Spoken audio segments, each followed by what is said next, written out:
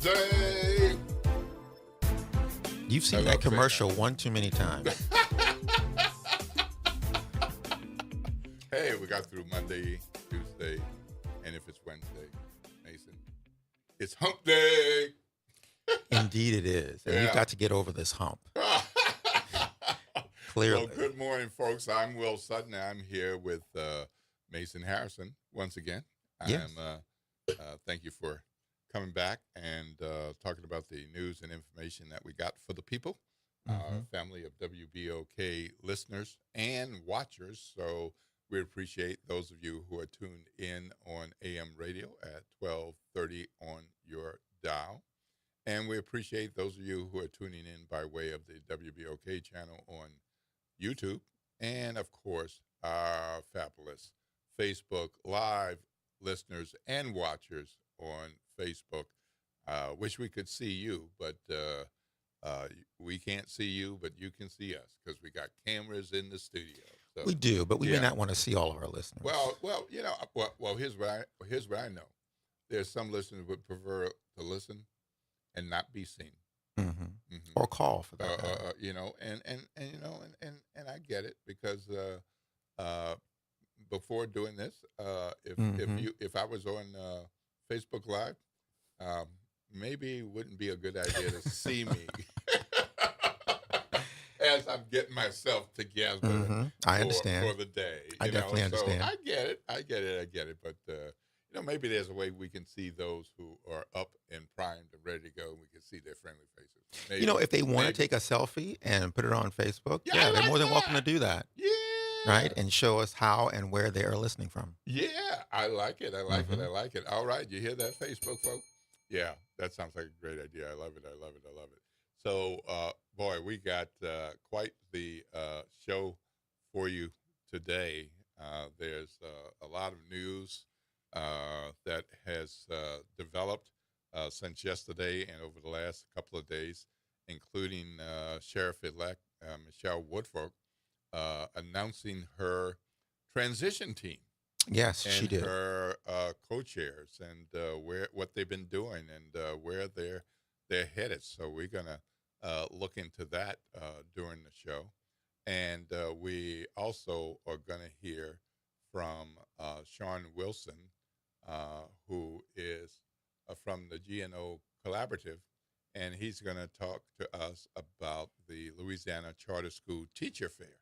So for those teachers who took a little time off and did other things, looking to get back in, or those teachers who've been working and they thought they were at the right place, but they need another place to go. There's a wonderful opportunity happening on the 14th, and Sean Wilson is going to tell us about that. We also going to hear from Dr. Clyde Robertson, the fabulous intellectual director of the Center for African and African American Studies. So he's going to join us for a bit this morning as well. I love listening to Dr. Robinson, so we'll probably have a bit of a conversation, but I love listening to the brother. He's just so knowledgeable and has so much to offer. We also will be hearing from you, and we're going to hear from others as well. And of course, tomorrow is going to be Troy Carter, Congressman Carter, and we got special surprises for you on Thursday and Friday. So definitely put it on your calendar that we're going to hear from some special people we don't, special in a way that we don't normally hear from. So, and they've got special places in the world, as we all do, but there's a bit more high profile. So we'll be doing that as well. Meanwhile, there's more news happening on the water main break. The boil water advisory was canceled after they got to the point of patching it up and fixing it for now. But it got a little a little bit of a high temperature at City Council yesterday, as City Council folks were like, "Here's what we're hearing. Here's what we're seeing. What the heck are you going to do about this?"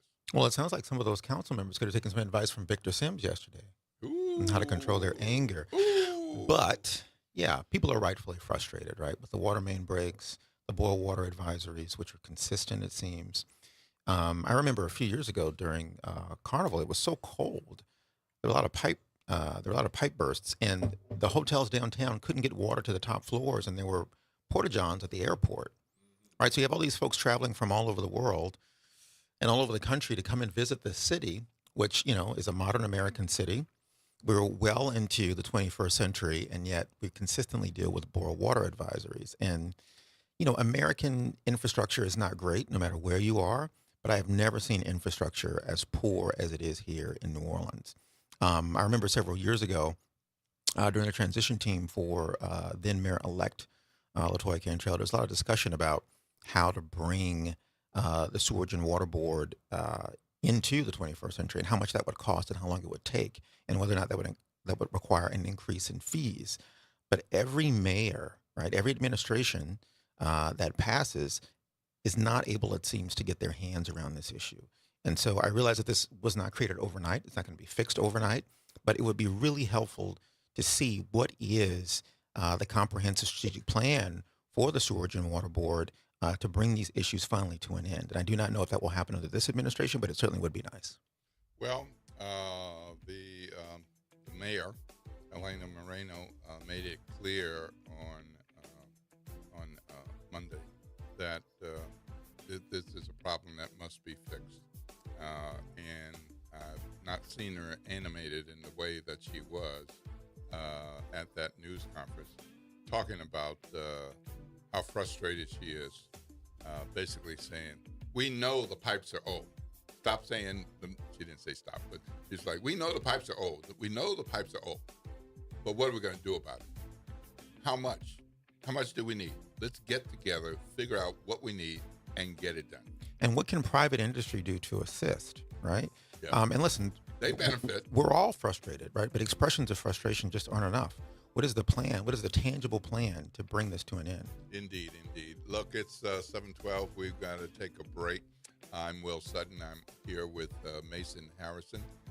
We've got much more coming on the Good Morning Show at 7:13 a.m. It's got somewhere to be at 7:15. You got 2 minutes to get there, so hopefully you're real close. But please, whatever you do, drive safely. What's that talk line number, Mason? 504-582-9422. That's 504-582-9422. You're listening to WBOK, 12:30 a.m. What New Orleans is talking about all day long. This is your news update for WBOK from WDSU. For all your news and weather, watch WDSU News, New Orleans' leader in live, local, late-breaking news. Today at noon and 4 p.m. Hey, y'all. Make sure you tune in on Thursdays at 12:30 p.m. for The Roux with Chef Bunny, sponsored by Blue Plate Mayonnaise on WBOK, 12:30 a.m. Good morning, wake up. The Good Morning Show. Good morning. On WBOK.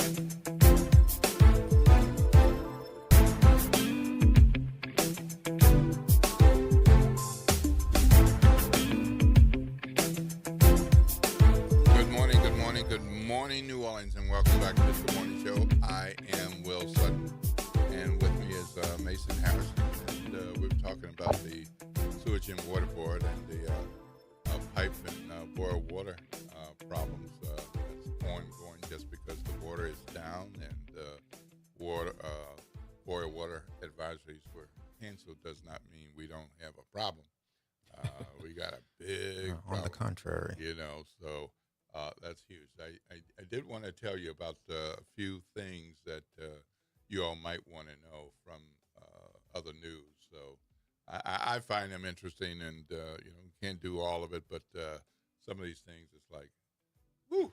All right. So a federal judge on yesterday sentenced a New Orleans man to 12 years in prison. 12 years in federal prison because, according to U.S. Eastern District Judge Darrell Pipilon, the 144-month prison stint for Jody Harris Jr. is what's necessary because he robbed a U.S. Postal Service worker in Hollywood. So, yes, we've got all these big freight lines with jets and everything and carrying packages and mail and everything across the country. But we still have people who work for the U.S. Postal Service who drive trucks, deliver mail, who walk routes, and we should let them do their job. So What do you make of the sentence, though? 12 years. Yeah. What do you make of that sentence? Well, I mean, it's well. Let's hear more about why this might have happened. Okay. Okay. So Harris pleaded guilty in October to assaulting the postal worker and being a felon in possession of a firearm. Okay. So the feds characterized him as a career offender under federal sentencing guidelines, a classification that carries a stiffer punishment. Right? So the prosecutors agreed to limit the sentence to 12 years. So I'm saying that because 12 years sounds like a long time, and nobody died, but when you are a part of the system and there are guidelines that exist, I don't think it's the judge where it makes that huge of a difference with what you have to work on based on the guidelines and the policies. Mm-hmm. So I think when we You mean look the at, sentencing guidelines? That's right. Okay. Yeah. So I think when we look at sentencing, there's some leeway, but it is according to the book, so to speak. And so where work needs to be done is on what sentencing guidelines are, what the law says, and that's why we have elected officials and we have appointed officials who work on this, and that's why when we see things, we should look at it for that one instance, but look at it in a broader context. Well, I think the sentence is excessive. I don't know his record, Mm-hmm. but I think the real failure is in, so obviously he's a felon, so he's been previously convicted. Mm-hmm. But the real failure is in what happened between his release from his previous sentence to now, right? Why wasn't there some interdiction going on to keep him from being involved in this situation, and now he's going away for 12 additional years? Mm-hmm. So, if I were a member of the city council, so years ago, there was a statistic that was floating around New Orleans that 600 people came home to Orleans Parish a month from Angola. Mm-hmm. Now, I don't know if that's actually true. That sounds high. But Yeah, even if yeah, it's half, yeah. even a third of that, Mm-hmm. right? Every city council person, in my view, should have someone within their constituent services office who is dedicated to understanding who's coming home to their particular district. So this wouldn't be the at-large members. These would be the 5 district level members. And to figure out, okay, this person's coming home. What re-entry services do they need to make sure that there is not the high rate of recidivism that we currently experience, in some cases upwards of 70%. So this is not just a failure of this person's judgment. It's a failure and an indictment of the entire system that needs to be upended. Well, I hear you. So let's look a little bit more, and then we're going to get to Mr. Wilson shortly. So the judge did take note of some of his past struggles, all the way going back to when he was 3 years old. Okay, which are? Which 3 years old. So he lost his dad to gun violence before he was three, during a Christmas Eve kidnapping in 1995. Three, not even three. That's a horrible thing to experience at any age, but not even three, and this is a part of your life. That's problematic. That's a problem. No kid should have to experience that. By his teen years, he had progressed to violence, and by 21, he was doing things like serving as a lookout for gunmen who were firing on 4 people in Central City. A couple of people were wounded. He pleaded guilty to 4 counts of attempted second-degree murder. He was sentenced to 10 years in prison. I mean, he's had a rough life. Now, were there decisions along the way that could have led to different circumstances? Yeah, there were. But I wonder about situations like this and what the interventions were before he was 3, between 3 and 12, between 12 and 21, that might have stopped some of this and not put him in a situation for whatever reason he felt like this was a good idea, or not even a good idea. Yes, I know this is wrong, but I'll get away with it. That's a problem. Yeah, very much so. So in this case, it's we hear the sentencing, and it's like 12 years for robbing a postal service worker. Nobody wants to be robbed. No. Nobody, certainly not at gunpoint. But when you look back at his history, there are contributing factors to why this might have happened, for sure. But we got to take Mr. Wilson, and we're going to talk with Mr. Wilson about a wonderful opportunity that's coming up in this month. And we're going to go to the line and hear Mr. Sean Wilson, Will Sutton. You're on Will Sutton and Mason Harrison. How are you, sir? I'm doing well, Mr. Harrison. How are you? Good morning. Good morning. Wonderful, wonderful. So you got Will and Mason, and we got Sean on the line. And, of course, you are with the GNO Collaborative. And Yes. you got a big event coming up on March 14th. Yes, so we are having our 20th annual teacher fair for charter schools, and we are looking for teachers broad and wide to actually teach in some of our most sought-after schools in the city of New Orleans, as well as in Jefferson Parish. So we're excited about what this means for the community of educators and learners, and we're also looking forward to seeing folks come out and talk to folks who are actually the decision makers around who's going to be in the classroom with our students. So, Dr. Wilson, you're the executive director, and you've got a board, and you got a number of other folks who help with this work. But for our WBOK family of listeners who might be interested in attending on the 14th, what kind of track record can you speak to from recent years from people attending and actually getting work? One of the things I can say is that those who have participated in our event, so just as an example, this year alone, we have about 500 registrants for the event. In years past, we've seen upwards of 200, 250 folks actually show up for the event on the day of. Jobs are posted on our job board so that individuals who are looking, they can get a head start on their process of seeing what roles are out there, and also getting in front of the decision makers and for interview purposes. The purpose, I believe, of the event is to ensure that individuals get an opportunity to meet the schools in one place, get an understanding of what's going on within those environments, and determine whether or not there's a match.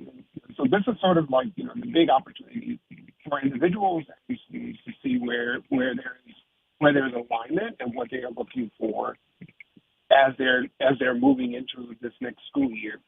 I think when it comes to numbers, and it's like, there are lots of numbers. So this year, like I said, 500 or so registrants. We are anticipating upwards of about 300 people to come through the doors during that time for the openings that are out there. So in years past, we've seen numbers not quite this high and not quite so many folks at this juncture actually looking for roles within schools. Schools are hiring. We are looking for teachers. We're looking to engage those who may be thinking, well, I have a degree, but I'm not sure if I qualify. Well, this will also be that opportunity to speak with some of the alternative education folks in terms of how to become a certified teacher, so that if you're looking, we can say, yes, this is what you need to do to get into the classroom. So that we're trying to make this for everyone. So it's not just about what's happening inside of the classroom. It is also about the support work that happens around the classroom. So you're looking for counselors, nurses, paraprofessionals, anyone who is really interested in working inside of a school and building opportunities for our students so that they can see a future, maybe better than what they already have, but also for those who are inside of the classroom, like students, that we are there to help them become what they have the potential to become. So giving everyone an opportunity to be who they are and what they can be. So, Sean, for veteran teachers, a career fair is nothing new, and you've answered some of this, but what advice might you have for first-time teachers? In addition to looking at their skill set and how it might translate well to being a classroom teacher, when it comes to landing your first job, what advice might you give to those who are thinking about making the switch from other careers into the classroom? I think for those who are novice to the field is, one, ensuring that you understand the organization that you're going to work for. What is their mission? We're all about education, so I have to say that it's like we're educating students between the ages of 3 and 19. Such, there's more to teaching than just that. You have to think about the mission of the organization. Is it a school that has a language focus or an arts focus? Is it an organization that's math or science focused? Those things are very critical for an individual to consider. And then also size and I would say depth of the organization. So, is it a small school? Is it a single site organization? Or is it an organization that has multiple sites? Are you looking to spend time in learning a little bit more about the education structure? Is this something that you see yourself doing for the rest of your life? Or is it something that you're doing for the next 5, 10 years? Whatever it is, just making sure that there's alignment between what you are wanting to do and what the school's needs are. And then also understanding the demographic of students that you're going to be working with. Because sometimes, again, as new folks to the field, we sometimes think, well, I'm going to go in school and I'm going to do this kind of thing. Well, many schools have their ways that they educate students. They have their ways that they instruct on curriculum, and you have to be open to learning what's going on inside of that organization. I think that's an important first step for anyone going into the classroom, is that there has to be mission alignment. There also has to be an understanding of what's going on within that organization. And I think nextly is that the individual has to know who they are going into the classroom, because sometimes you're going into organizations or you're going into situations that you may not be familiar with. So getting to know the organization and knowing yourself is critically important in ensuring that there's alignment. And on average, what is the student-to-teacher ratio in Orleans Parish, and what loan forgiveness opportunities currently exist for teachers? Yeah, so through, of course, federal programs, loan forgiveness is out there and it is available. There are many ways. Now, there are some criteria that teachers have to meet in terms of becoming eligible for that. And I'm I will say that you can go and look for that information. I don't have that right offhand. I would say my understanding of average student to teacher ratio is somewhere, I believe, in the 16 to 1, so 16 students for every one teacher. And is that above or below the national average? Do you know? That is about the national average. Okay. And what subject matter is there the most need for? Math, social studies, civics, things of this nature? Right. So we do have the need for our science, social studies, language arts. There are also needs for art teachers and other curriculum enhanced subject matters. So the need is broad. So it's not one area of focus. So it is about everything that's out there and everything that's needed to ensure that a student gets a well-rounded education is what we are looking for. So I wish I could say it's like, if we had another 100 or so arts teachers, we would be better off. It's like, well, that's kind of hard to say today, but I can say for the most part, we're looking for a wide swath of educators who are ready to prepare our students for their next future. Okay. And Dr. Wilson, I want to clarify that this event is happening Saturday, correct? We are coming together Saturday morning, starting at 9 o'clock at Hines on Harrison Avenue in Lakeview. We are anticipating a good showing of folks. By the way, the weather's going to be nice because last year the weather was kind of a little bit of unsettling, but yet we still had more than 200 folks come out and visit with us. So, come on out this weekend. Join us for the 20th annual New Orleans, Louisiana Charter School Teacher Fair. Looking forward to seeing you there.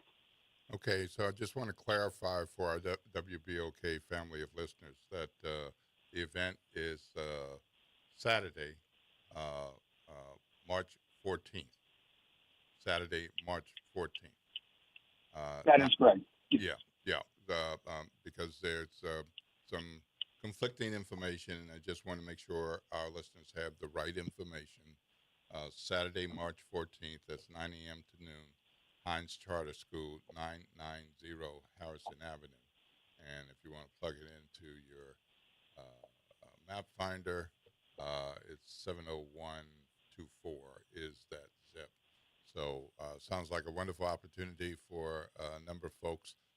Certainly anybody interested can apply online, and they don't have to apply.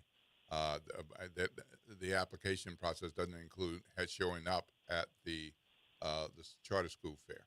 But you have a wonderful opportunity to put yourself in front of the people who are a part of the decision-making, and you can interview them just as they are interviewing you. That's right. So you can interview them about their school and their approach and their missions, and by being there, you can maybe narrow the number of schools that you would be interested in if they're interested in you. And Sean, I understand that you'll be having a second line this year. Is that right? So I will be honest with you and say I'm not sure. Come out okay. Come out and see. All right. Listen to you. Well, if it's New Orleans, I know it's no surprise to see a second line pop up here and there every now and then. So. Thank you for joining us. All right, and thank you for having me. Yeah. So for people who want to learn more, where can they go? Where can they look, or who can they contact? Yeah, so definitely you can go to the website, which is gnocollaborative.com. It should be a banner that pops up for the next day or so, next few days. You can click on that banner, and then it will take you directly into the teacher fair so that you can register, and then you can also begin the process of looking for what jobs are available. Or you can call us 504-610-6396 if you have any questions. And we look forward to seeing you at the teacher fair on Saturday, March 14th, 9 a.m. to 12 at Hines Charter School in Lakeview. All right. Very good. Very good. Well, thank you so much for spending some time with us. Letting our WBLK family of listeners know about the Louisiana Charter School Teacher Fair, the official name. But we did hear you. It's not only for teachers. There are other jobs at these schools. And so don't hear the word teacher and think that, well, I'm a nurse or I am a counselor, and it doesn't include you. It includes you. And in particular, I'll just say, just to guess, Dr. Wilson, in some cases, there are a number of schools really interested in folks who are not teachers because they're at a premium. Absolutely. All right. Absolutely. Okay. Yes. All right. Very good. Well, thank you, Dr. Wilson, for joining us on today, telling us about the Louisiana Charter School Teacher Fair on Saturday, March 14th at 9 a.m. Check it out, folks, at online to find there at gnocollaborative.com to find out more. Get your applications in. You don't have to wait until you visit. And then if you visit, you can say, I've already applied. So just a tip from somebody who's adjacent to but not a part of. Thank you, Dr. Wilson. Lord's blessings. Have a fabulous day, sir. Thank you. All right. Well, folks, it's that time. We got to take a break. And we're going to take a break, and we'll be back. When we come back, we'll be talking more about some of the news and information that you want to hear, you want to know. And don't forget, we got Dr. Clyde Robinson coming up. And perhaps we'll talk some more about Sheriff-elect Michelle Woodfork and what she had to say yesterday at her news conference and community event. This is WBOK. Mason, what is that phone number? 504-582-9422. Join the conversation at 504-582-9422. And why don't you tell them again about that fabulous idea you had about the Facebook people? Oh, right. You can share with us a selfie this morning on Facebook to show us how and where you are listening to us from. We'd love that. Yeah, a picture, a name, where you're listening to from Houston, L.A., New York, Holly Grove, Lower Ninth Ward, New Orleans East, wherever you are. We'd love to hear you. All of the above. Yeah, all of that. It's 7:38 a.m., folks. We're going to take a break, but if you're on your way to work, you got somewhere to be at 7:45, you got a few minutes, but please drive safely. Watch out for our babies and our kiddos on the way to school. You need to get to where you're going safely, and please make sure that they do too. School zone speed limit of 20 miles per hour is still in effect until 9 a.m. Take your time. This is WBOK 12:30 a.m. What New Orleans is talking about all day long.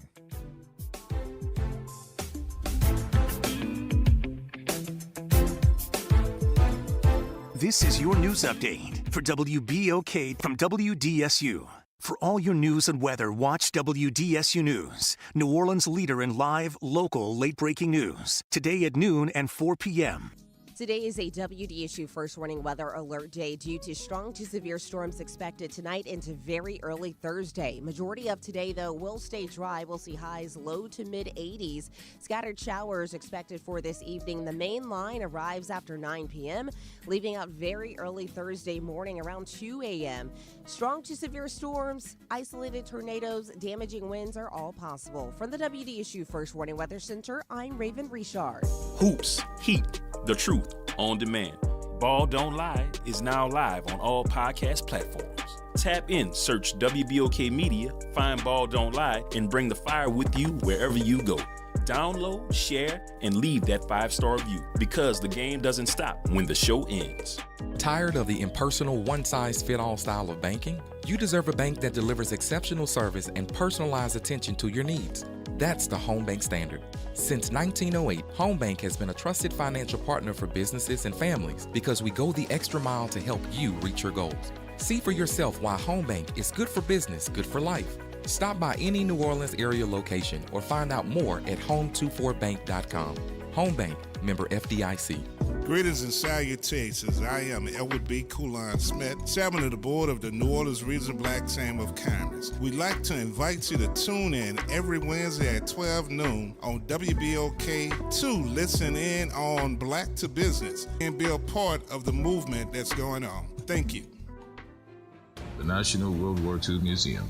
Located in the Warehouse District of New Orleans, the National World War II Museum tells the story of America's experience in the war that changed the world, why it was fought, how it was won, and what it means today. Visit them online at www.nationalww2museum.org for time tickets and safety information. Good morning, Wake Up. The Good Morning Show. Good morning. On WBOK.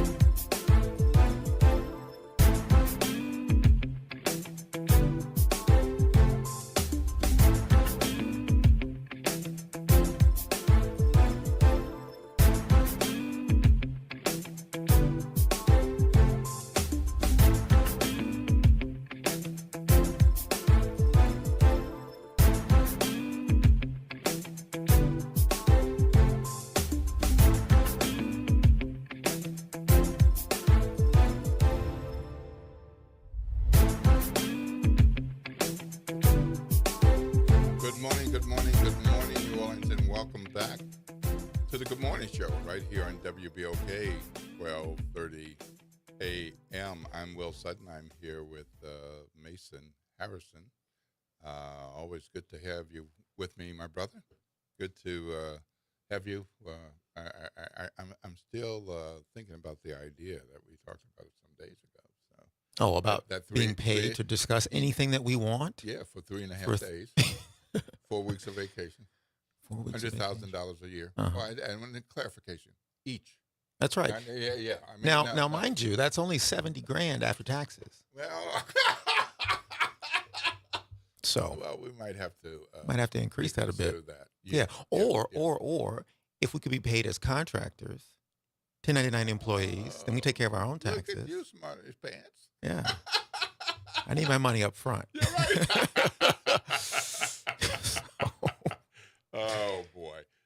So we are having a good time here at the Good Morning Show. Hope you are. Hope you are also feeling that you're getting some news and information that is important to you, things that you didn't know about, perhaps, like the guy who robbed the mailman. You know? Right. I mean, oh, my. Yeah. I doubt that he knew that would be a federal offense. Well, you know what? That's the thing. Because, they have this phrase, ignorance of the law is not a defense. Right. And right. It's like, man, but there's so many things. Well, yeah. So what is it I've heard that that any given person breaks, how many laws is it a day? I don't remember. Oh. This stat. Have you heard this? I have. Right? Because there's just so many laws. Yeah. Right? Most of which we are just unaware of. Now, the big stuff we know, right? But there's so many things that are written into law every year that it's impossible to keep track of this stuff. Yeah. So, according to one report, it's unknowingly the average American, whatever that is. Okay. Yeah. Okay.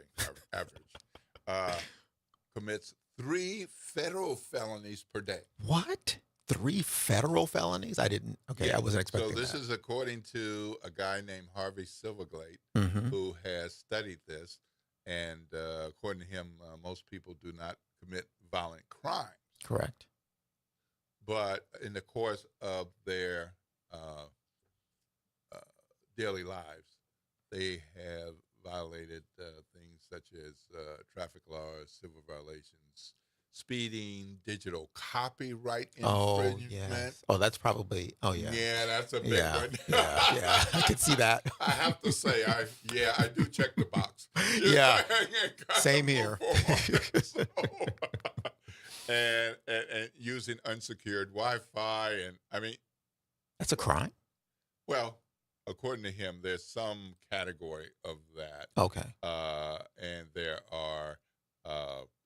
Oh, you mean using someone else's Wi-Fi? That's right. That's probably a violation of the Federal Communications Act. That's right. Okay, exactly. I see. Yep. So we committing lots of crimes. Oh yeah. I'm glad I'm not getting caught. I hope I don't get caught. No. So I'm sure they'll give you. Then we get back to that sentencing conversation. Right. I didn't know. Okay, no defense. Well, but you're a first-time offender. Well, yeah. As far as we know. As far as we know. Okay. So I will say I have visited jails and prisons. As a journalist? Mm-hmm. Okay. I have not been mandated to visit or to stay. Never spent an overnight. Mm-hmm. So, yeah. I'm not a first-time offender of everything. Okay. Yeah, I've had speeding tickets, plural. Oh yeah. Things parking like that. tickets, things of this nature. Yeah. Mm-hmm. I think 1 or 2 times maybe running a red light, that kind of thing. So, but anyway, let's go to break, and when we come back, let's hear a bit more about what Michelle Woodfork had to say yesterday, talking about her transition thing. Things have been quiet, but according to Sheriff-elect, they've been working hard behind the scenes. And so that is something that I heard yesterday because I went to that event at the Millie Charles School. And also, at SUNY, Southern University in New Orleans. So we'll hear a bit from Michelle Woodford when we come back after break. This is WBOK 1230 AM. What New Orleans is talking about all day long. This is the Bloomberg Black Business Beat, brought to you by FidelityInvestments.com. Lion Forge Entertainment is an Academy Award-winning Black-owned film studio that focuses on diverse stories. The company is working on several new projects aimed at younger audiences, and Lion Forge founder and CEO David Stewart II says you might be surprised where he's seeing opportunities with Gen Z. In some ways, some of this stuff is actually kind of coming full circle. I was just circulating with our team some articles that have just come out around Gen Z going back to the movies, and that's their new interest point right now. So yes, YouTube is growing, and a lot of eyeballs are going there to kind of find content, but they want to go to the movies because they want this unique experience that they haven't really had, because they've had the screens in front of them all the time. They've had that on-demand content. So, it's interesting how things are kind of coming full circle. Lion Forge Entertainment won its Oscar for short film Hair Love, a story about a black father learning to style his daughter's hair for the first time. I'm Bloomberg's Justin Milliner on the Black Business Beat. With Fidelity Wealth Management, a dedicated advisor gets to know you and your goals to build a comprehensive plan to help grow and protect your wealth. Backed by a team of specialists, they'll analyze all your accounts, even the ones they don't manage, to keep an eye on taxes and provide proactive portfolio insights that can help you unlock your wealth's full potential. Learn more at fidelity.com/wealth. Investment minimums apply. Fidelity Brokerage Services, LLC. Member NYSE SIPC. Want consistent color for every job? Milo's Pro Rewards members get a 20% paint discount on future purchases after paint annual qualifying spend reaches $3,000. Plus, order eligible in-stock paint and paint supplies by 2 p.m. for free same-day delivery by 8 p.m. Improving is easy at Lowe's. Excludes spray paint and mist tints. More exclusions, terms, and conditions apply. Subject to change. Details at Lowe's.com/terms. Same-day delivery valid in select zip codes. Subject to driver availability. Details at Lowe's.com/same-day delivery. Hey everybody, it's Graylin Bryant Banks. And Kimber White Dupree. From the front porch, y'all. You know how we do every Monday. It's Moving Monday. And Tuesday, it's Trivia Tuesday. And y'all know we have nothing but bad cheering coming through here on Wednesday. But stick with us. On Thursday, we travel. That's right. And Friday's Free Your Mind Friday, so get your brass up. Something on your mind? Want to get it off your chest? Holla at your people. WBOK 1230 AM, the station you listen to all day long. This is The Law in Your Legacy. I'm attorney Pete Hamilton. I'm attorney Ryan Hamilton. When it comes to family planning, should you go with a will or a trust? A will is like leaving instructions to the court. It tells them who gets what, but your family still has to go through a succession, which can be costly and time-consuming. A trust, on the other hand, avoids court altogether. So when the time comes, everything transfers smoothly to your loved ones. It's a little more work up front, but way less hassle and expense later. Plan smart, save time, and take care of your family. This is not legal advice. That's just a tip brought to you by Liberty Bank and Trust. For more information, go to libertybank.net or contact us at 504-915-5016. Interest rates and inflation are out of control. Is your credit card debt also out of control? It's time to resolve your debt and take back control for a lot less than what you owe. If you have $10,000 or more in credit card debt, then you need to call us right now. Debt Fix Pros can significantly reduce the amount you owe, and you could be debt-free faster than you think. I knew we had to do something. Our debt was growing. It was getting out of control, and we just didn't know what to do. We saw an ad for Debt Fix Pros. We called, and they showed us how fast they could get us out of debt. It really was amazing, and now we're back in control. Call now, and we'll show you how easy it is to fix your debt. The call and consultation are free. Call Debt Fix Pros right now at 800-311-5977. That's 800-311-5977. 800-311-5977. Welcome to Chemical of the Month from the Community Scientist and Rise St. James. This month's focus is polycyclic aromatic hydrocarbons, or PAHs, formed when fuels like oil, gas, wood, or trash are burned. These chemicals can enter the air we breathe and settle into our soil and water. Many PAHs are known carcinogens, adding to the health burdens faced by communities living near industry. Learn how to protect your health at risestjames.org. Good morning, Wake Up. The Good Morning Show. Good morning. On WBOK.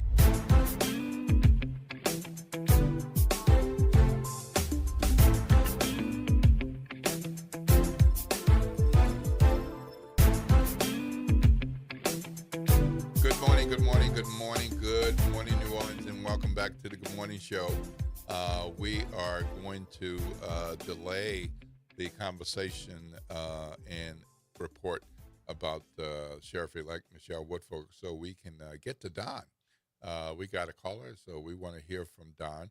And after that, we're going to hear from Dr. Clyde Robinson from the Center for African and African American Studies over at SUNO, and we'll also hear from Kathy Hambrock, the fabulous Kathy Hambrock from the Amistad Research Center. So stay tuned. You'll want to hear more about what's coming up. All right. Good morning, Don. It's Will Sutton and Mason Harrison. How are you, sir? All right, Will Mason. Will Mason. Isn't that a baseball player named Will Mason? Or Mason Will? I don't know. Maybe Mason will take third on you. You better watch him. Okay. But good morning to both of you, gentlemen. Right. Good morning. Yes, sir. I had guess it's a question, more like a conundrum. Okay. I'm trying to understand the issue with streets and water lines, sewage, and the constant merry-go-round of how it's funded and how it should be a public good. Because if I'm not misunderstanding, didn't New Orleans voters just pass a infrastructure bill or bond? Yes. Okay, and do not the gas tax that people are crying about? Gas is whatever it is, $3.50 a gallon for regular, but diesel is higher than that. And we know there's more trucks on the road and more entities that use diesel than gasoline. But I think the price of gasoline or fuel, gasoline and things of that nature is 18.9 for the federal, 18.9% for the federal government and 18.9% for the state governments. For roads and bridges and tunnels and things of that nature. And all of it's, what they call it, when you have plumbing and electrical lines, and all of it's auxiliaries. Mm-hmm. So what my point is, you have these different pots of funding approved by the voters, the citizens, yet there's always the struggle. I mean, and one more caveat, one more situation. This administration, this Trump administration, did they not try or killing the $1.4 trillion infrastructure package that Joseph Biden and Kamala Harris passed or signed last year or 2024, which would go towards infrastructure, roads, bridges, sewer line, water. Texas, we voted on bonds for water and water conservation and the things, plumbing, water, sewage. Those things are constant. So what is the issue? Is it the will of the people not being heard, or is it poor management, a poor policy, a poor political leadership on the issues? Well, that's a lot of stuff, Don. So,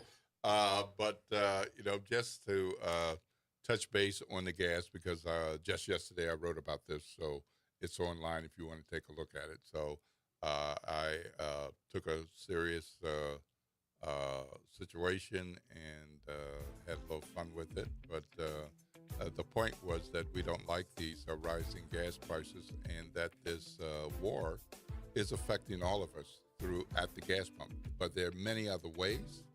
But just on gas, with the gas increasing 40 to 50 cents a gallon in just a few days, and anybody who has a vehicle and needs to pump gas, if they've gone to the gas station in the last few days, they have seen the gas prices going up and up and up. It's not $3.50 in our area. The state average is at $3 or just above. And you can find gas for as low as $2.29 to $2.79 in the greater New Orleans metro area. But there's no, we should not pretend that what's happening in Iran has no impact on us. That's just at the gas pump, and there are other impacts as well. So I have an answer to Don's question, but we're up against the break. So when we come back, I want to speak to this, particularly the latter part, whether or not this is a matter of dysfunction or money. Okay. All right. We'll do that. All right. It's time to take a break. It is 8:01 a.m. What's that talk line, Mason? 504-582-9422. That's 504-582-9422. This is WBOK 1230 a.m. What New Orleans is talking about all day long.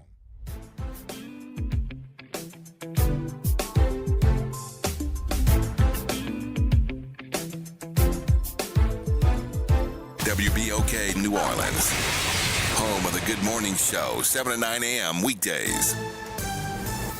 I'm Bree Wood with BIN News Now. If you're flying for spring break, expect long TSA lines. I've been in this line for 2 hours. Over 2 hours. I would be pretty unhappy if that happened to me. The partial government shutdown is causing major security delays, especially in New Orleans, Houston, and Newark, New Jersey, where times are hitting 2 to 3 hours. TSA staffing is down and workers still on the job aren't being paid. The NBA has shut down the Atlanta Hawks' planned promo with Atlanta strip club Magic City. The team had billed it as Magic City Monday, but the league raised concerns about partnering with a strip club. The Hawks say they're disappointed, but respect the decision. And social media posts suggest the shooting at Rihanna's home was targeted. Police say suspect Ivana Ortiz posted troubling messages about the singer before allegedly firing shots into her Beverly Crest home. Ortiz is now jailed on attempted murder charges. Get BIN News Now on demand 24/7 on the iHeartRadio app. Good morning, wake up. The Good Morning Show. Good morning. On WBOK.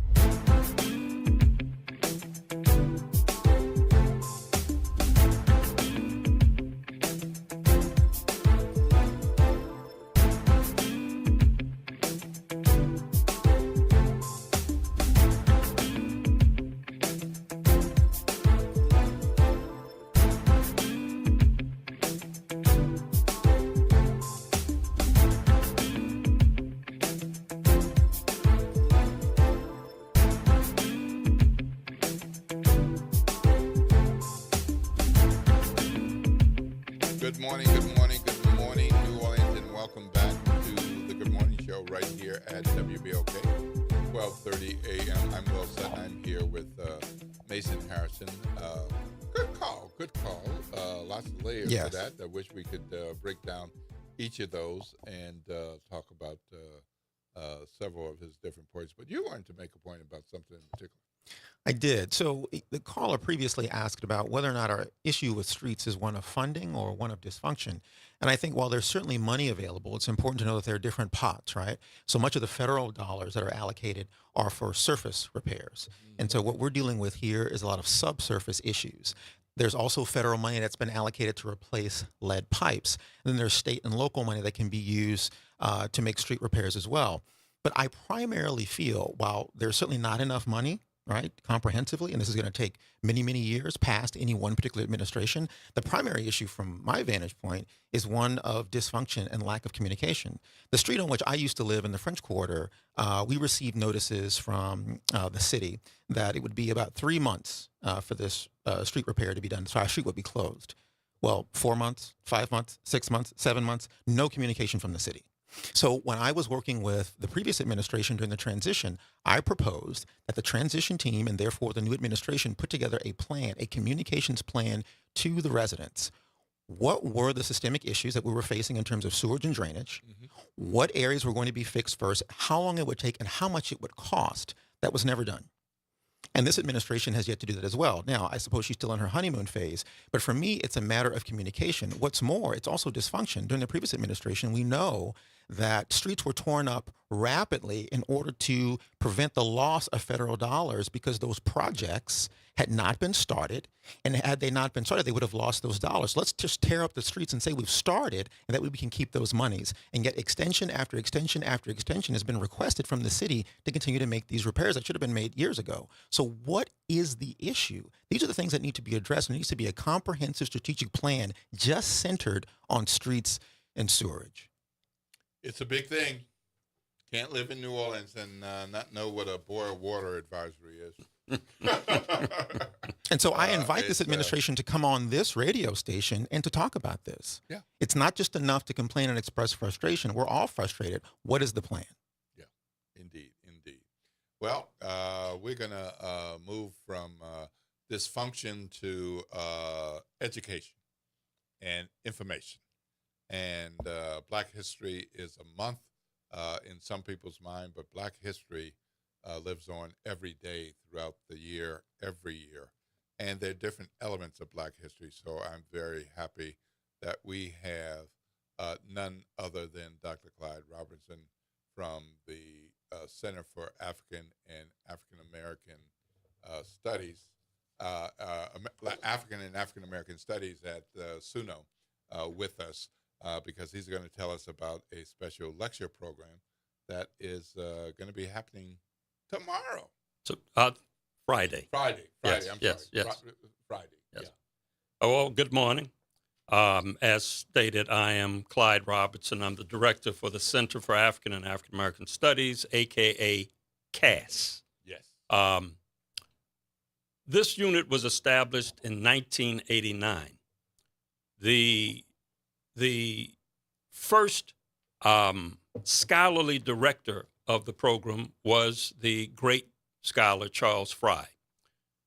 He died maybe 3 or 4 years after he assumed leadership of the position, but his impact is still affecting people across the country. And so when I arrived 9 years ago, I thought it important to create a speakers bureau, or at least a presentation which was dedicated to his memory and impact. It's called the Charles Fry Memorial Lecture. That's the program that will take place on Friday. We will be hosting a sister who is nationally known and homegrown, Sister Barbara Crane Major. Yes. And the topic she will be pursuing is racism, recognize, resist, reform. That's her thesis point. And so she is eminently qualified to pursue that topic, in that for at least 40 years, and I've been knowing about Sister Barbara for at least 40 years, she has tackled that issue, most recently with the People's Institute here in New Orleans. But she is, as I stated, nationally recognized, and we are pleased to have her on Friday discuss the issue at SUNO in the Millie Charles School of Social Work. And the program is from 10 a.m. through 12:15 or 12:30, depending upon the flow of the question and answer period afterwards. You will have an opportunity to come and discuss this issue along with Sister Major, and also query her. And it's free and open to the public. So we encourage everyone to come out and pursue this topic, which is still, despite the current administration's opposition to the actual concept or discussion of racism, it is still a salient issue which impacts us all.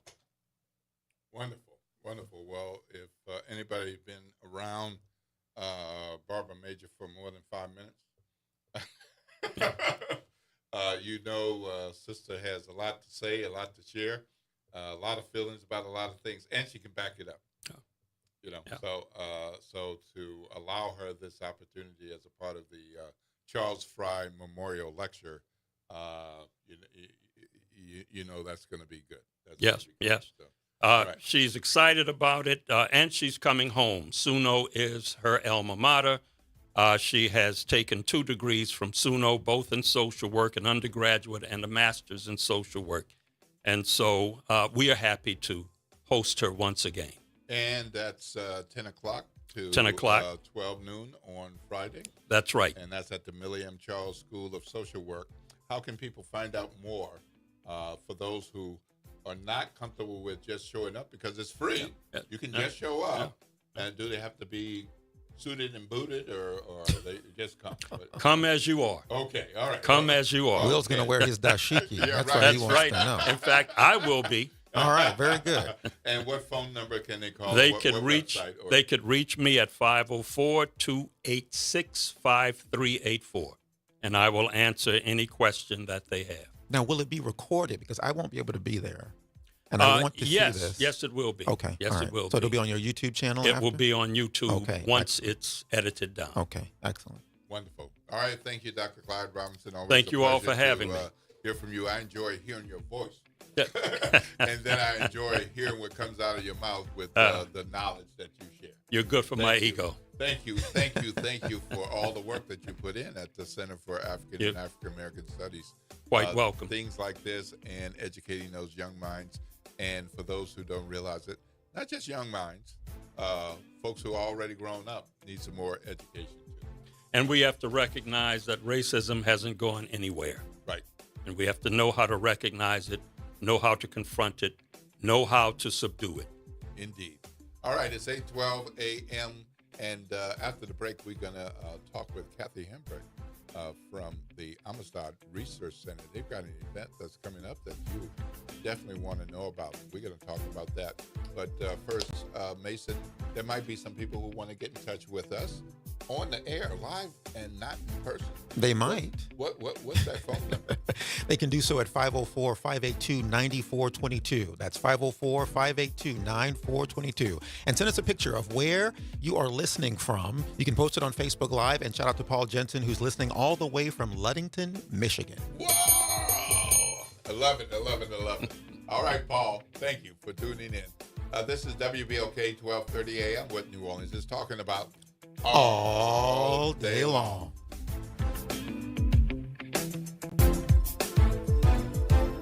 New Orleans never sleeps, and neither does WBOK. Now, every voice, every moment, and every show is in your pocket. Search WBOK Media wherever you get podcasts. Download, share, rate us 5 stars. Because when you support us, you amplify Black voices and the New Orleans culture. This is the Bloomberg Black Business Beat, brought to you by FidelityInvestments.com. Lion Forge Entertainment is an Academy Award-winning Black-owned film studio that focuses on diverse stories. The company is working on several new projects aimed at younger audiences, and Lion Forge founder and CEO David Stewart II says you might be surprised where he's seeing opportunities with Gen Z. In some ways, some of this stuff is actually kind of coming full circle. I was just circulating with our team some articles that have just come out around Gen Z going back to the movies, and that's their new interest point right now. So yes, YouTube is growing, and a lot of eyeballs are going there to kind of find content, but they want to go to the movies because they want this unique experience that they haven't really had, because they've had the screens in front of them all the time. They've had that on-demand content. So, it's interesting how things are kind of coming full circle. Lion Forge Entertainment won its Oscar for short film Hair Love, a story about a Black father learning to style his daughter's hair for the first time. I'm Bloomberg's Justin Milliner on the Black Business Beat. With Fidelity Wealth Management, a dedicated advisor gets to know you and your goals to build a comprehensive plan to help grow and protect your wealth.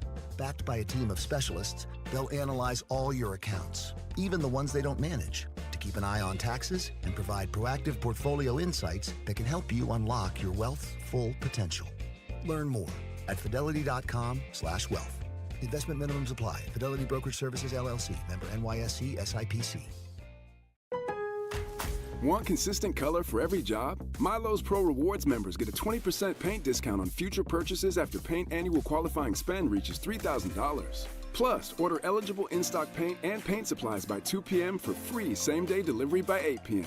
Improving is easy at Lowe's. Excludes spray paint and mist tints. More exclusions, terms, and conditions apply. Subject to change. Details at Lowe's.com/terms. Same-day delivery valid in select zip codes. Subject to driver availability. Details at Lowe's.com/same-day delivery. Good morning, wake up. The Good Morning Show on WBOK.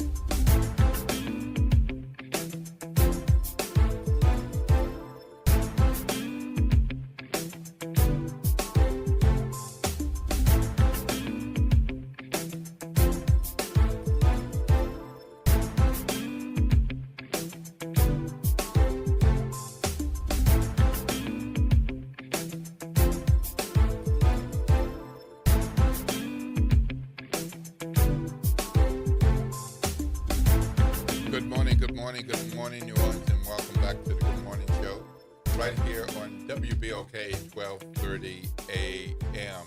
I'm Will Sutton. I'm here with Mason Harrison. Good few conversations we just had, and with Dr. Clyde Robertson, and talking about the lecture that Barbara Majors is going to do on Friday at SUNO about racism. Mm-hmm. Now, I've known Barbara for a long time, and I have no doubt that this lecture will be worth anyone's time. I will say this, though. Racism, Recognize, Resist, Reform is the title. Mm-hmm. But I would replace reform with replace. We're past reforms. This system cannot be reformed. It must be replaced.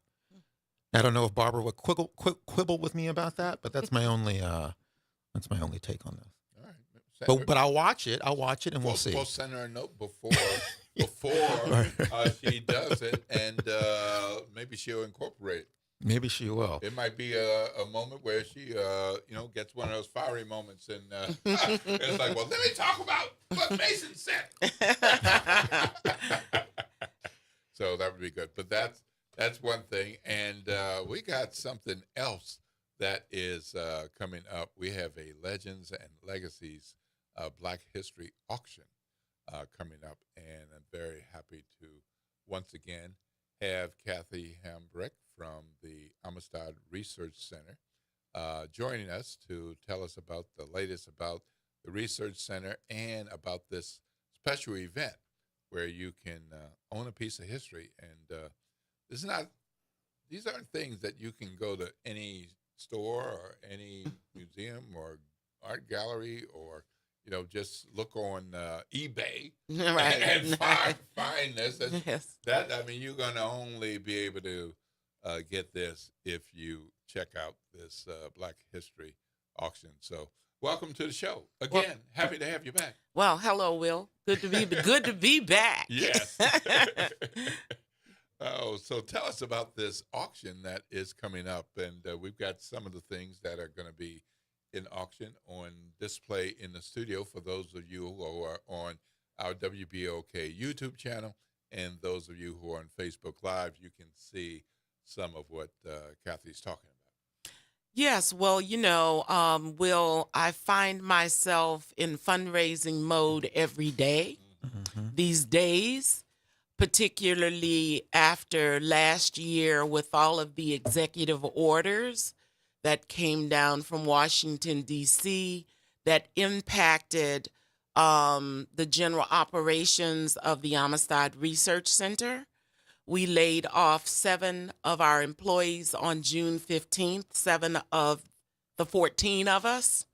And by the day after Labor Day, September the 2nd, I brought them all back for 2 years with benefits under contract. Hey. So nobody likes to lose a job. Oh. But it's always great when it's like, excuse me? What? I got my job again? Well, Yeah. And when I had to furlough them, I told them that it would be temporary.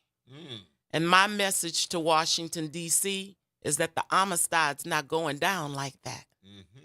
So we raised and garnered, renegotiated our grants with the Mellon Foundation, the Getty Foundation. Tulane stepped up and almost tripled our allocation from Tulane. We're located at Tulane University, but we are an independent 501c3, so the collection belongs to the people. Okay. I want to make it clear that the items that you see that have been a part of the auction that we did in November last year and that we opened this weekend we are not selling items that are part of the Amistad collection. Right. These are items that were left to me by my brother Harold in Los Angeles, known as the H2H collection. He was a collector of Black memorabilia. And he told his wife that Kathy would know what to do. And as a part of my fundraising efforts for the Amistad Research Center and the River Road African American Museum, of which I am the founder 32 years ago, we are having a joint fundraiser, and the items that you see here in the studio are on the online auction to raise money to just send. This is a part, every day I'm raising money. So for those who can see, and apologies to those who are on AM radio, but what is this that Mason's holding? Mason is holding an acrylic on canvas of Louis Armstrong. And Mason, who is the artist that you see there? J.C. Wiley. J.C. Wiley. My brother worked extensively with the unhoused people of Los Angeles on the streets. And he also was always talking to artists in the rural areas throughout the South. I did not see any reference to who this artist was when Harold was still living. He passed away in 2016, but I found this in his collection, and I've been doing research to try to find the artist for 10 years. Wow. With no luck. But because Louis is so well known from New Orleans, I decided to put this in the auction, and I say, you too can own a piece of history. Start your Black history collection at home. And of course, the way we learn about Black history, the first place we should learn about Black history is at home. Absolutely. And ideally, the schools that we send our children to would reinforce the things that we learned at home and in the community. Absolutely. Yes, yes. Well, the only J.C. Wiley that I'm aware of had an exhibit at a gallery in New York in the 50s. Right. Oh. Right. Okay. Right. All right. Now, I'm not saying this is that J.C. Wally, but it might be. It very well might be. It's spelled differently. It is? Yeah. Okay. All right. So, but there are different ways that families spell names and that kind That's of thing. right. That's right. So that might be a pathway to finding more provenance about their, of it this could be. object. Could be. Yes. And this is not a extremely prominent artist, the one that I'm referring to, but the fact to have an exhibit at a New York gallery, that says something. Yes. So, yes. Yeah. So it may or may not be the same one, but well, speaking of Louis, look, I mean, this right here, which is, you see how it kind of has a foil, yes, kind of a foiled that appearance effect? to it. It's a silver tone foil. And the photographer is Joe Schwartz. And this is 1942, the Club Oasis in Los Angeles. And who's in the picture? So we have Sarah Vaughan to the right, Louis Armstrong, Billie Holiday, and Dave Howard. Okay. And so I've seen this photograph in a regular black and white, but I have never seen it in this foiled silver tone. And so it is rare. And it is also in our auction. And I'm hoping that it will find a home here in New Orleans. So the photo is circa 1940. And what about the frame? What was it framed around the same time? So if you look, you okay. see, it's, this is the way he received it. My brother received it. Okay. And he would go to thrift shops and also auction houses all around Los Angeles. And because he's from Louisiana, he would buy any and everything that was Louisiana related. But you will also see here, not Louisiana related, is a reproduction. You can see the back of it, kind of on the back of it. And this is like also 1940s. This is Joe Louis. Okay. So this is also in the auction. And I actually know the thrift store in Los Angeles on Crenshaw. It's no longer there now, but I do recall going with my brother Harold to the particular thrift shop where he would buy some of these things. Okay. And so the auction takes place. So the auction is online, and what is the duration of the auction? So things are open now until... Yes. So the auction opened this weekend, and it closes on April the 16th. Okay. So it's just a little bit over a month. You can go to AmistadResearchCenter.org, and you'll be able to find the link to put your bid in for the auction. And you need to get your bids in before midnight. They will close at 11:59, April the 16th. And we also have some very, very rare magazines, Sepia Magazine, Negro Digest, Ebony Magazine. In the auction in November, we had Crisis magazines and Jet magazines. Okay. So we will be doing a series of these auctions until I more or less, I don't want to say get rid of, share with the public the items that my brother collected in order to help us sustain the Amistad Research Center and the joint fundraiser with the River Road African American Museum. And so Sepia was one of the publications, the John Johnson publications, Yes, right? So there was yes. Sepia, Jet, Ebony. He did Negro Digest Okay, also. Negro Digest. He did Okay. Negro All right. Digest, I think, before Ebony is how he started, yes.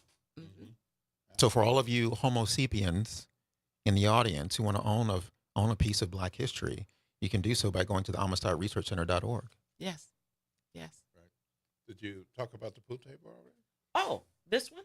Yeah. Oh, okay. I mean. Okay, so come in contemporary, more contemporary times, I don't know if you can see this, but I thought this was pretty cool. We went to the inauguration of President Obama, the second inauguration of President Obama, and acquired this, which I thought was really, really neat. You don't typically think of we do know our president had swagger and was super, super cool. Yes. But I thought this was really, really just very, very cool of President Barack Obama shooting pool. And so this is also in the auction. It's a very nice a photo. poster. Lovely Poster. photo. Yeah. Wonderful, wonderful. So again, that is happening when and where? So it's an online auction only. It opened this weekend online, www.amistadresearchcenter.org, and it closes at midnight on April the 16th. Okay. So you have just a little bit over 30 days to get your bids online. All right, and if somebody has questions, they want to find out more, maybe they have a question about a particular piece, how can they find out more? Okay, my number is 225-206-1225. If you have any questions, any difficulty, you can call me, or you can call, or you can also email vrainey@tulane.edu. And that's Valinetta Rainey, V Rainey, VRAINEY @tulane.edu. Now, in this auction, you also have a glove. Yes. From Muhammad Ali? Yes. Okay. My brother was neighbors to Harold, Muhammad. Mr. Muhammad was Muhammad Ali's photographer. I'm sorry, Howard Bingham, I think was his name. Was my brother's neighbor, Muhammad Ali's photographer. And so he was also the founder and CEO of the Los Angeles Black Business Expo, Harold Hambrick Jr. was. So he became friends with Muhammad Ali, and we have a boxing glove in the auction that is signed Muhammad Ali Cassius Clay. Okay. So this would be a very early glove in his career. 1982. Oh, 1982. Okay. 1982, because on the inside of the glove, it is dated. Okay. 1982. Wow. Now, if folks have any questions about the provenance of some of these items, how do you certify that this was actually one of the gloves? Well, I am by profession a museologist and curator as the founder of the River Road African American Museum. So I have spent pretty much 30 years of my life talking to appraisers and talking to other collectors, particularly African American appraisers and African American collectors of African American memorabilia. And so we do have some of the certificates when my brother purchased some of the items that you will receive with the item if you have any questions about it. And then I also just have records that he kept, receipts and things like that he kept as he was buying these items. So this is all part of the H2H2 collection. Based upon the appraisals that have been offered, what is the value of the collection in total? I cannot say. Oh, okay. All right. Fair enough. Yep.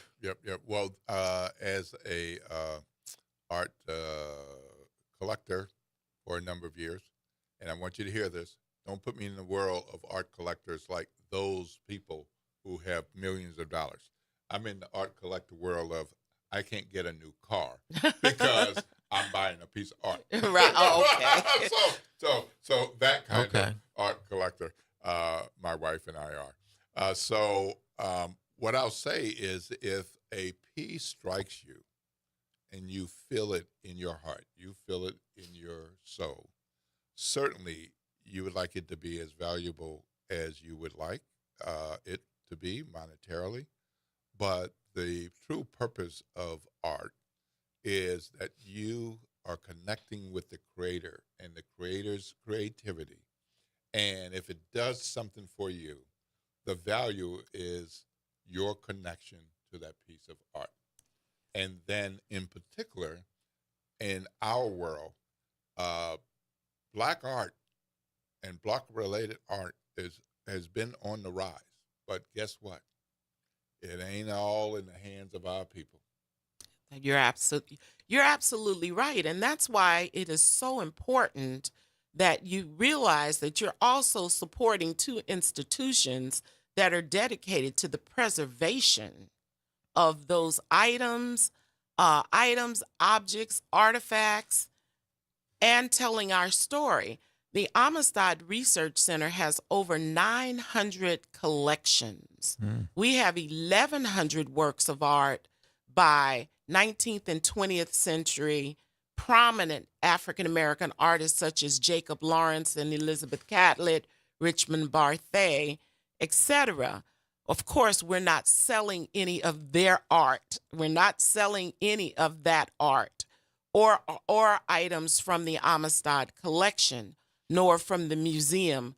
But again, you will be supporting two institutions that desperately these days needs the support not only of our community, but we need friends and allies. Anyone who, even if you don't want to participate in the auction, feel free to go to either one of those organizations' website and make a donation. Let's stop complaining about the problem and the budget cuts that are affecting our organizations. And let's be proactive. No amount is too small. Write us a check. Send us a donation, and we would greatly appreciate your support. Well, I will say this before we wrap it up. I appreciate what you all are doing with this auction. It was a tremendous opportunity for folks to get connected to our community and art and history in a different way. But the Amistad Research Center is doing good work year-round. So just to tie in to the art piece, and you mentioned Jacob Lawrence. If you don't know who Jacob Lawrence is, check out the Amistad Research Center. And that's just one person. There's so many people who have done so many things, who are widely regarded nationwide and worldwide, and their work is at the Amistad Research Center. So yes, participate in this auction, but also we've got something else coming up, and that is a book sale. Well, you heard me say from the beginning, Mason, we just met today, but my staff calls me the history hustler. Yeah, right. I don't know if I like that, Yeah, but right. It is kind of cute. And because I'm always in fundraising mode, and I'm always thinking about how to save our institutions, we have multiple copies of many books in the Amistad collection. We only need one copy. First editions, rare books, we only need one copy. We don't need 5, 6, 7, 10 copies of one book. Okay. So in our excess inventory, the Amistad has, for a number of years, offered the public an opportunity to buy a book from our excess collection or inventory.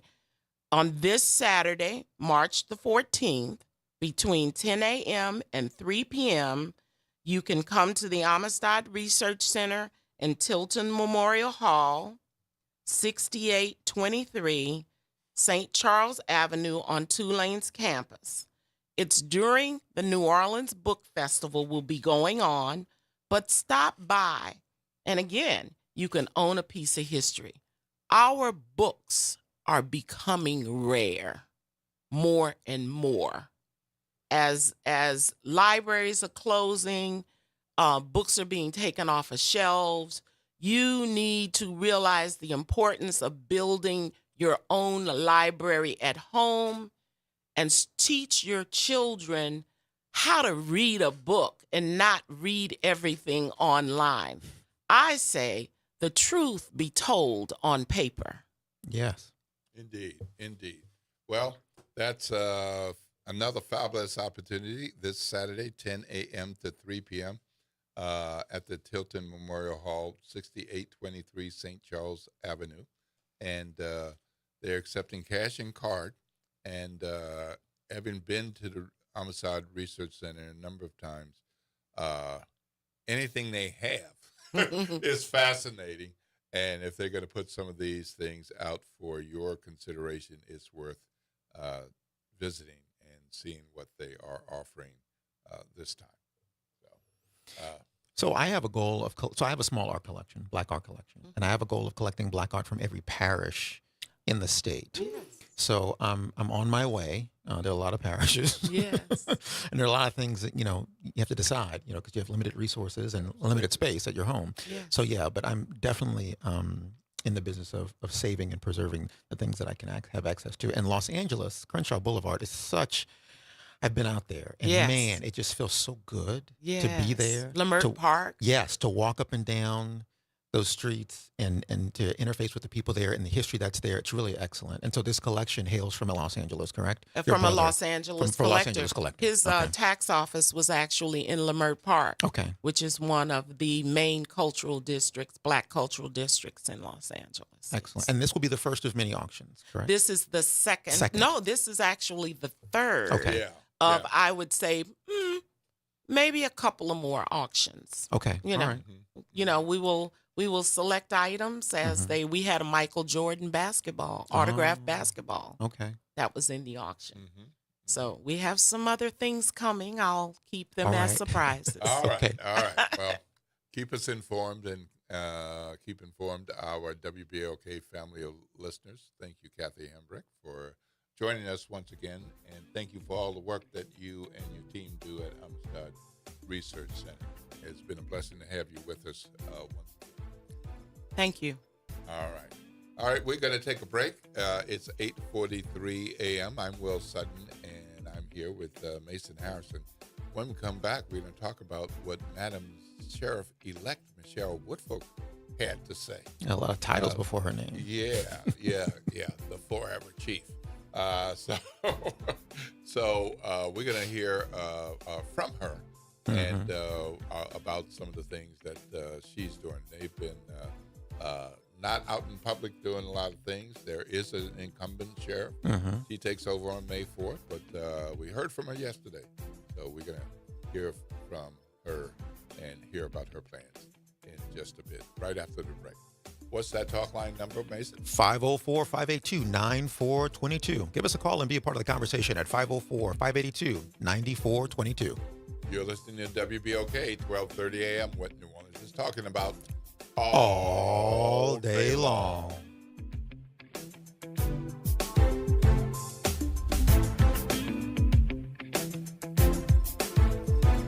This is your news update for WBOK from WDSU. For all your news and weather, watch WDSU News, New Orleans' leader in live, local, late-breaking news. Today at noon and 4 p.m. Today is a WDSU first warning weather alert day due to strong to severe storms expected tonight into very early Thursday. Majority of today, though, will stay dry. We'll see highs low to mid 80s. Scattered showers expected for this evening. The main line arrives after 9 p.m., leaving out very early Thursday morning around 2 a.m. Strong to severe storms, isolated tornadoes, damaging winds are all possible. From the WDSU First Warning Weather Center, I'm Raven Richard. Hello, friend. Tavis Smiley here with a special announcement. You can catch my show at a new time. Weekdays from 1 p.m. to 4 p.m. Same great topics, same great guests, same great conversations, just a little earlier in the day. It's Tavis Smiley, weekdays 1 to 4 p.m. only on WBOK 1230 a.m. What New Orleans is talking about. Tired of the impersonal, one-size-fit-all style of banking? You deserve a bank that delivers exceptional service and personalized attention to your needs. That's the Home Bank Standard. Since 1908, Home Bank has been a trusted financial partner for businesses and families because we go the extra mile to help you reach your goals. See for yourself why Home Bank is good for business, good for life. Stop by any New Orleans area location or find out more at home24bank.com. Home Bank, member FDIC. Greetings and salutations. I am Edward B. Coulon Smith, chairman of the board of the New Orleans Regional Black Chamber of Commerce. We'd like to invite you to tune in every Wednesday at 12 noon on WBOK to listen in on Black to Business and be a part of the movement that's going on. Thank you. Here's a community update from the River Road African American Museum in Donaldsonville. This weekend, the museum is celebrating 32 years of preserving and sharing African American history with a special anniversary celebration. The event also celebrates the museum's growing cultural campus. The community is invited to come out, celebrate, and experience the stories and culture that continue to shape our region. Come out to Donaldsonville, Louisiana this Saturday, March 14th at 10 a.m. Well, Saints of God, this is Pastor David Impartan Sr. coming to you over the airways of WBOK, your favorite host of Change Your Water, Change Your Mind. I want to invite you to our show every Saturday from 1 o'clock to 2 o'clock p.m. That's Change Your Water, Change Your Mind. I want you to invite your family and friends to a broadcast that's designed to change your life, the way you think, the way you act, and what you eat. We want you to tune in every Saturday at 1 o'clock, WBOK, 12:30 a.m. See you on Saturday. The Ron Kelly Show. Real talk, bold truth. Tune in for your weekly dose of unapologetic conversations that don't dodge the truth or dilute the message. Stay informed on the issues that matter most on The Ron Kelly Show. Every Monday at 7 p.m. on WBOK 1230 a.m. Norman Robinson is back. Can you hear me now? And he's taking no prisoners. Can you hear me now? Each weekday, Norman Robinson brings you commentary with Off the Top. The incident was shocking, disturbing, disgusting, disappointing, and sad. Each weekday, Off the Top with Norman Robinson is heard exclusively right here. It's Off the Top with Norman Robinson on WBOK 1230 a.m. Welcome to Chemical of the Month from the Community Scientist and Rise St. James. This month's focus is polycyclic aromatic hydrocarbons, or PAHs, formed when fuels like oil, gas, wood, or trash are burned. These chemicals can enter the air we breathe and settle into our soil and water. Many PAHs are known carcinogens, adding to the health burdens faced by communities living near industry. Learn how to protect your health at risestjames.org. Transform your bathroom with the beautiful quality of Bath Planet. As a trusted leader in bathroom renovation, Bath Planet has earned the Good Housekeeping Seal, a symbol of quality and consumer confidence for over 100 years. Get half off installation or 18 months with no interest and no payments. Whether it's tub replacement, a shower replacement, or a tub-to-shower conversion, Bath Planet makes your custom bath fast, easy, and affordable. Here's how it works. 1. Call to schedule your free, no-obligation consultation. 2. Our design experts come to you with real samples to customize your dream bath. 3. Our certified installers complete the transformation in as little as 1 day. And right now, for a limited time, you can upgrade your bathroom for 50% off installation or choose 18 months with no interest and no payments. But you need to call now. This special offer is only available by calling 800-981-8177. That's 800-981-8177. Call 800-981-8177 right now before the offer ends. This is The Law in Your Legacy. I'm attorney Pete Hamilton. I'm attorney Ryan Hamilton. Comparing the cost of will, successions, and trusts. A will might only be a few $100s, but your family could end up paying more in legal fees. Trust costs more upfront, which saves time, stress, and potentially thousands. Think of it as paying a little now to avoid a big bill later. Smart planning means big savings for your family. This is not legal advice. That's just a tip brought to you by Liberty Bank and Trust. For more information, go to libertybank.net or contact us at 504-915-5016. Good morning, wake up. The Good Morning Show. Good morning. On WBOK.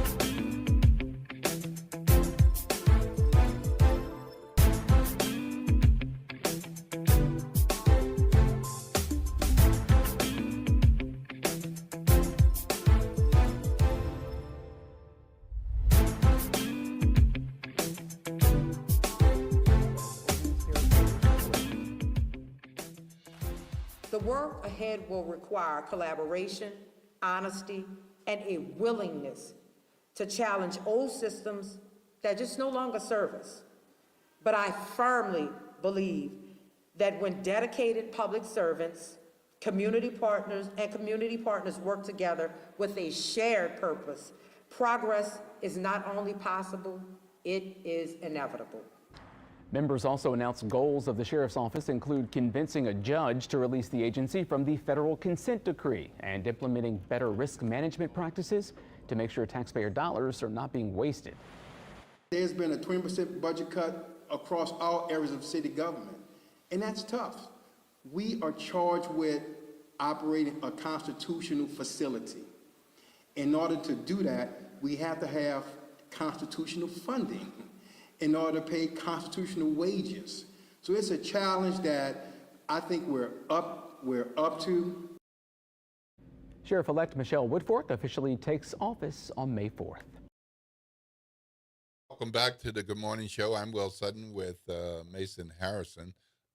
Great conversation with Kathy Hambrecht about a couple of events that they have coming up, including a fabulous auction that we're going to have coming up. And you just heard a news report from WWL TV about the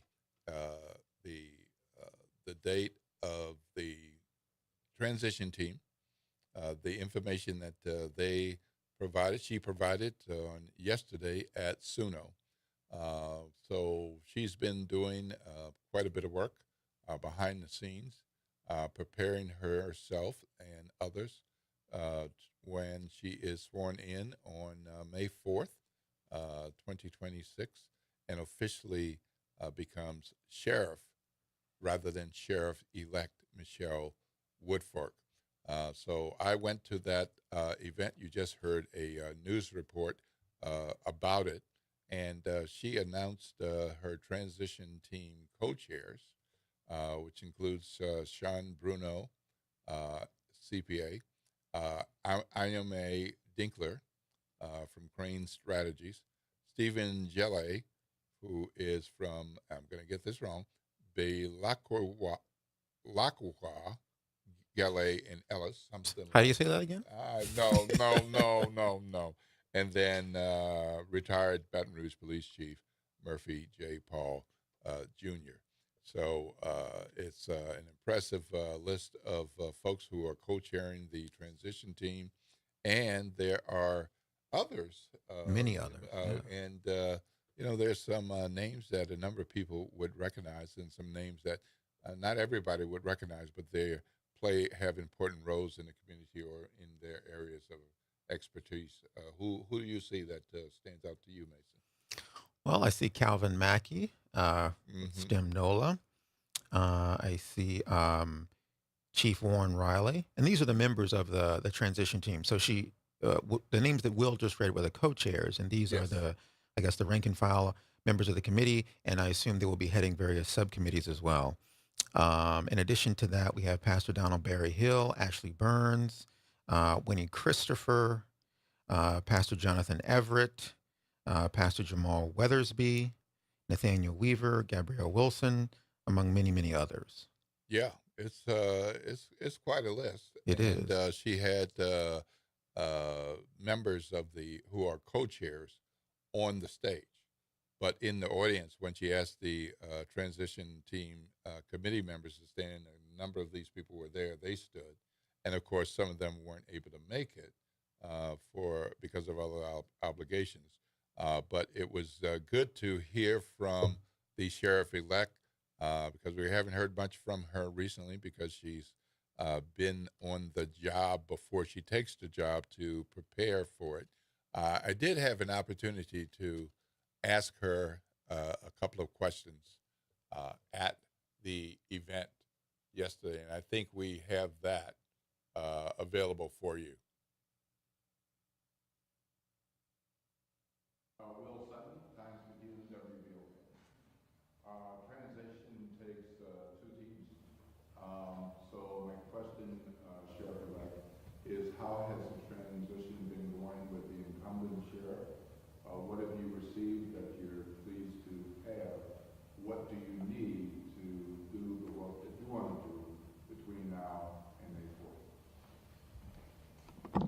They have been sharing information with us, some just recently with the help of Transition Monitor. We have been meeting, and we have scheduled meetings regularly now up into inauguration to make sure that we're going to have a seamless and smooth transition. What we've been asking them for is a gamut of things, budgetary requests, whether it be contracts or different things, tours. We've been doing everything that we can to learn everything that this agency is currently doing, currently having, but we have a shared drive where they send us information, and if we need more clarity on that information when we meet, we are able to ask questions about the information that they sent us, and we're able to make some decisions on our end. And so that's how we've been collaborating on transition.